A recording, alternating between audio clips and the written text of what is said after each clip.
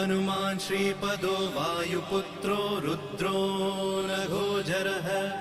अमृत्यवीरवीरश्च ग्रामवासो जनाश्रयः धनदो निर्गुणः शूरो वीरो निधिपतिर्मुनिः पिङ्गाक्षो वरदो वाग्मी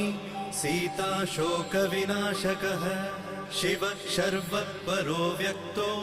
व्यक्ताव्यक्तो धराधरः पिङ्गकेशः पिङ्गरोमा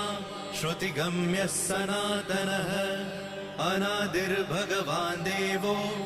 विश्वहेतुर्जनाश्रयः आरोग्यकर्ता विश्वेशो विश्वनाथो हरीश्वरः